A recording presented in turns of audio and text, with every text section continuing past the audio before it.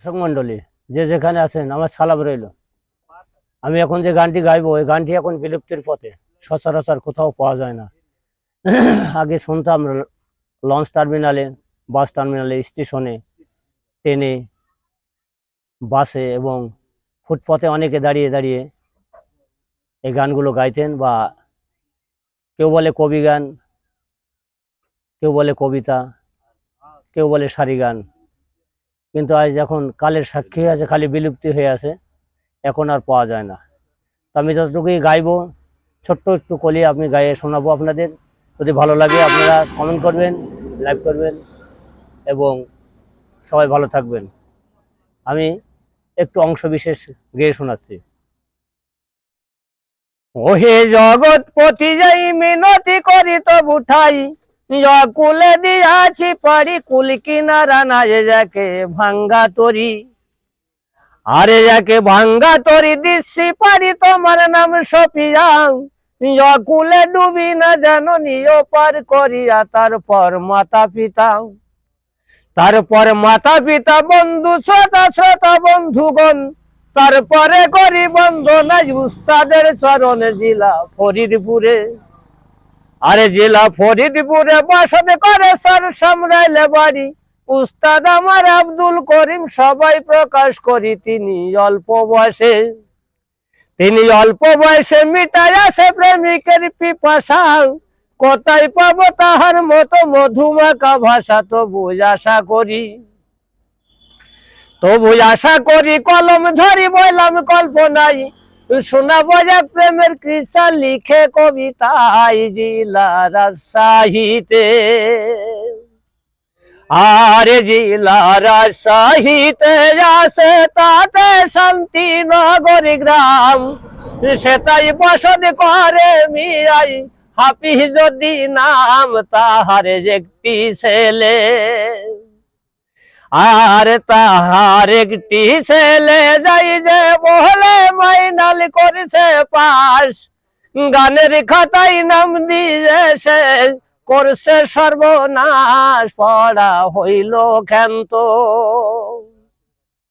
আর পড়া হইল ক্ষান্ত আদি অন্ত।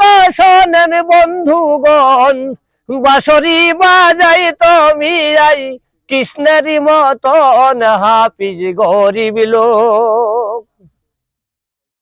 আর হাফিজ গরিব লোক ভয়ানক, শোনেন ভাই সকল, ছেলের সাথে করতো শুধু করতো গন্ডগোল। ছেলে বাপ মানে না, আর ছেলে বাপ মানে না, কাজ করে না সদাই ঘুরে ফেরে। বাপে তারে তেগিত হইয়াও তেজ পুত্র করে, কিন্তু রসিক যারা। আর কিন্তু রসিক যারা করতো তাহারা অতি সয়াদর। সবে বলে বজলু মিয়া কি হইয়াছে তোর, কেন বেজার হইয়া। আর কেন বেজার হইয়া রইস বহিয়া নদীর কিনারাই। বজলু বলে তেজ পুত্র করছে গো বাবাই, এখন কোথায় যাব। আর এখন কোথায় যাব, দেশ সারিব খাবো ভিক্ষা করি। এই কথা শুনিয়া বলছেন সুরেন অধিকারী, বন্ধু তা হবে না। আরে বন্ধু তা হবে না, আছে বাইনা সামনের শুক্রবার। তুমি গেলে বেজার হবে গানের ম্যানেজার তোমার বাঁশির সুরে। আর তোমার বাঁশির সুরে পাগল করে শ্রোতাদের ওই মন। খরচ বাদে দিবে তোমায় 500 টাকা বেতন, যেমনি বলে কয়ে। আর এমনি বলে কয়ে গেল নিয়ে সুরেন বাবুর বাড়ি। বাড়িতে ছিল বাবুর রঙ্গিলা কাছারি, বৈশাখ কাছারিতে। আর বৈশাখা চারিতে মন খুশিতে আলোচনা করে, কবি বলে খাল কাটিয়া কুম্ভীর নিল ঘরে, এই তো আসা যাওয়া। আর এই তো আসা যাওয়া, খাওয়া দাওয়া যত সমুদয়, কবি বলে শোনেন এবার বাবুর পরিচয়, সে তো মস্ত ধনী। আর সে তো মস্ত ধনী, অনুমানি কি বলিব আর, তিনটি ছেলে একটি মেয়ে, সংসারে তাহার বড় দুই ছেলে।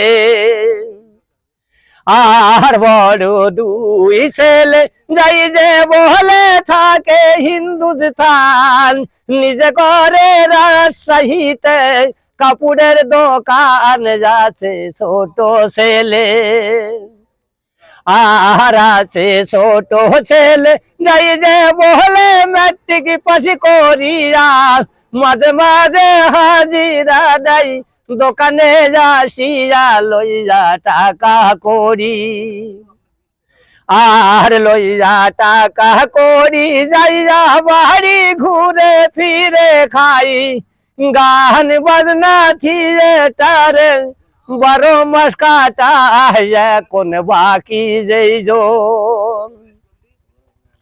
আর এখন বাকি যেজন বন্ধু গহন বান্দিলাম শায়েরি।